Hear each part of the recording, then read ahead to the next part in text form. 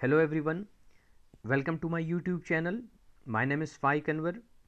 Now हम आज के इस लेक्चर में यान प्लानिंग एंड प्रोडक्शन कैलकुलेशन हम स्टार्ट करेंगे। बेसिकली मैं लेक्चर्स अपलोड करता जाऊंगा और आपको इंशाल्लाह सिखाऊंगा कि पूरे टेक्सटाइल इंडस्ट्री की कैलकुलेशंस हम कैसे करते हैं, किस बेस पे हम ये मटेरियल लेते हैं और उसे मैन्युफैक्चर करते हैं।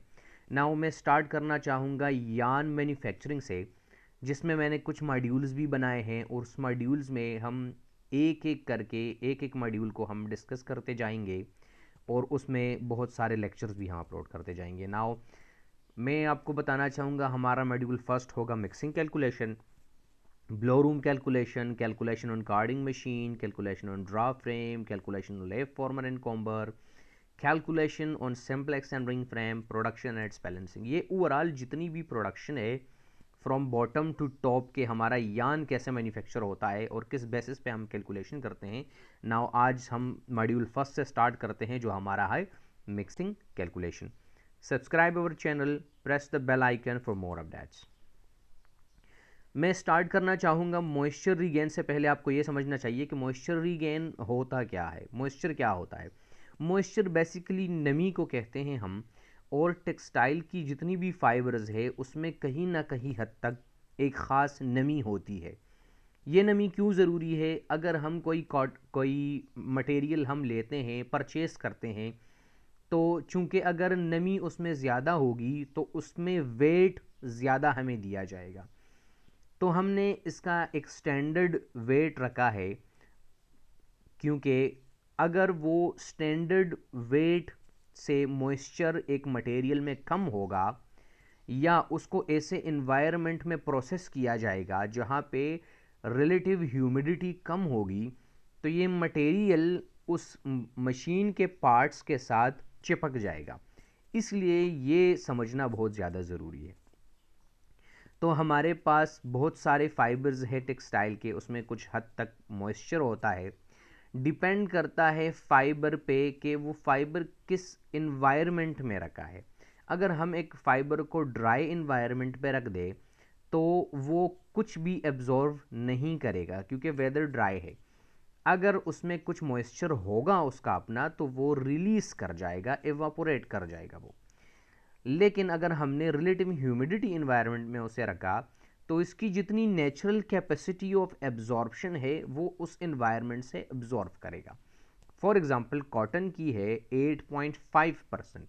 इसका मतलब कि अगर हम 100 kg ऑफ कॉटन लेंगे और किसी ह्यूमिडिटी इन्वायरमेंट में रखेंगे, तो अगर वो उसका मॉइस्चर कंप्लीट, अगर वो फॉर एग्जांपल हमने ड्राई लिया और एक रिलेटिव ह्यूमिडिटी में रखा, तो अगर इसने मॉइस्चर एब्जॉर्ब किया तो 8.5 उससे आगे होगा, मतलब कि 100 ऑफ 8.5 उसका वेट होगा। फिर हम जब प्रोसेस करते हैं तो एक स्टैंडर्ड कंडीशन पे करते हैं। 65% उसकी रिलेटिव ह्यूमिडिटी होती है और 20% उसका टेम्परेचर होता है।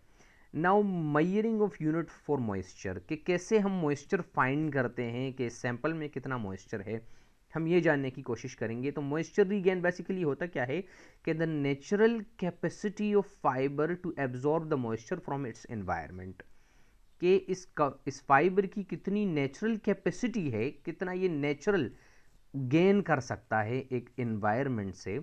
तो ये बेसिकली उसका मॉइस्चर रीगेन है।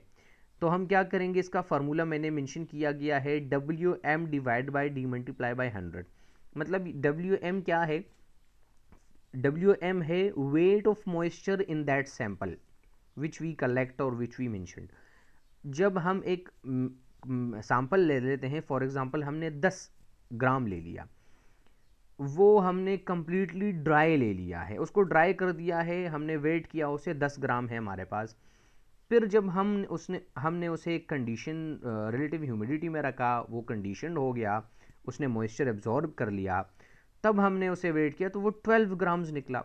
तो हम ड्राई वेट को जब इस वेट से माइनस करेंगे तो हमारे पास मॉइस्चर आ जाएगा जो 2% है, कि इसमें ऐड हुआ। तो बेसिकली वो है weight of moisture in sample, जिसे हम WM से हम रिप्रेजेंट करते हैं। तो उस वेट ऑफ मॉइस्चर को डिवाइड करेंगे ड्राई वेट पे और मल्टीप्लाई करेंगे 100 से, तो हमारे पास आ जाएगा मॉइस्चर रीगेन।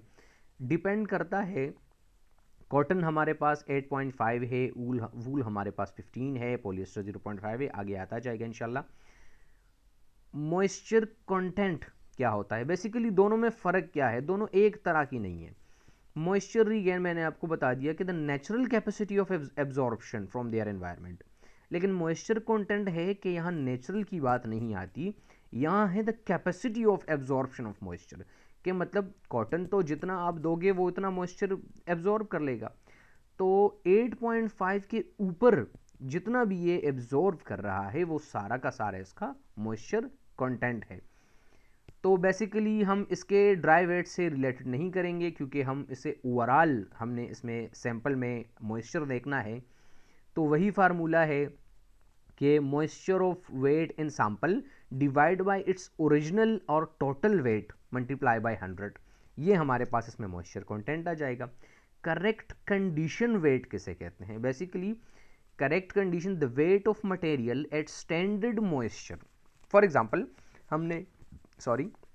हमने ओवन ड्राई वेट लिया और उसके साथ जो इसका स्टैंडर्ड मॉइस्चर है, फॉर एग्जांपल कॉटन है तो इसका स्टैंडर्ड मॉइस्चर जो है वो 8.5 है।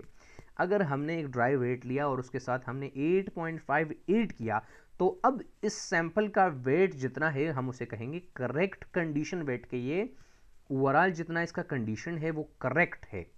ठीक है जी, तो हम कैसे वो करेंगे, मैंने फार्मूला मेंशन किया है कि जो हमारा सैंपल होगा वो मतलब जो ड्राई वेट होगा D multiply 100 divide by 100 minus इसका जो मॉइस्चर रीगेन है, डिपेंड करता है पॉलिएस्टर है कॉटन है। अगर पॉलिएस्टर है तो R की जगह हम 0.4 लगाएंगे, कॉटन है तो R की जगह हम 8.5 लगाएंगे।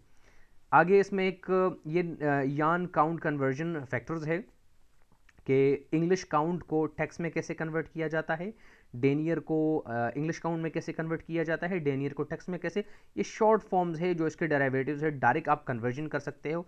अगर नहीं करते तो नीचे मैंने एक और एनी का फार्मूला दिया है जो इंग्लिश काउंट है। न्यूमेरिकल फर्स्ट पे हम आते हैं, यहाँ हम देखेंगे the oven dry weight of 400 grams of cotton is 380 grams. मतलब यह है कि हमने एक सैंपल ले लिया जो 400 ग्राम्स का है और उसका ड्राई वेट भी हमें गिवन है कि 380 ग्राम्स का है। तो मॉइस्चर रीगेन फाइंड करो, मॉइस्चर कंटेंट फाइंड करो और करेक्ट कंडीशन वेट फाइंड करो। नाउ हमने सोल्यूशन दिया है, पहले हमें फार्मूले में क्या गिवन है कि WM divide by D moisture regain के लिए।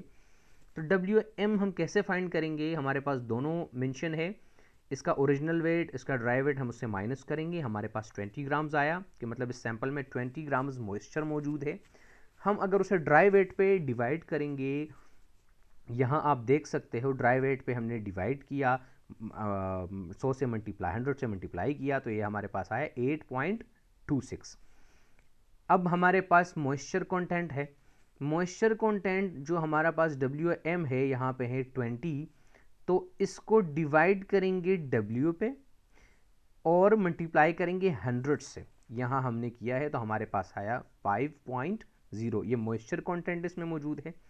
और अगर हम कहना चाहें कि इसका करेक्ट कंडीशन वेट कितना होगा, तो इसका जो ड्राई वेट है यहाँ हमारे पास मेंशन है 380 ग्राम्स, उसके साथ हम 8.5, चूँकि हमारे पास वो कौन सा है फाइबर, हमारे पास कॉटन है मटेरियल, तो हमने 8.5% जो इसका स्टैंडर्ड कंडीशन ऑफ मॉइस्चर है वो ऐड कर देंगे, तो इसका हमारे पास टोटल वेट आ जाएगा, जो करेक्ट कंडीशन वेट कहलाएगा या करेक्ट इनवॉइस वेट कहलाएगा वो होगा 415.3 ग्राम्स, मतलब कि इसके ओरिजिनल वेट से भी ज़्यादा, क्योंकि अगर यहाँ हम देखें मॉइस्चर रीगेन उसके साथ 5.26 ही ऐड किया गया था, लेकिन 8.5 जो है वो इससे ज़्यादा है, तो अगर हम और भी इसके साथ ऐड करें तो इसका वेट इतना आएगा।